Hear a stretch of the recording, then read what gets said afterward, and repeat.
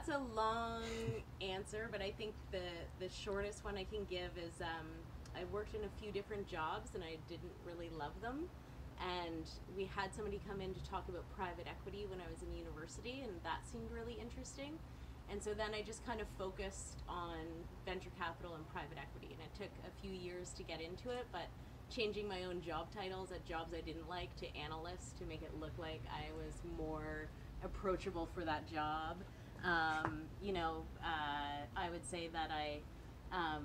had a little bit of a tactic when I was going through for looking for a VC job where I'd call every managing director in Toronto for every venture capital and private equity company on a Sunday night, so I knew they wouldn't pick up, so I wouldn't have to be nervous about leaving a voicemail.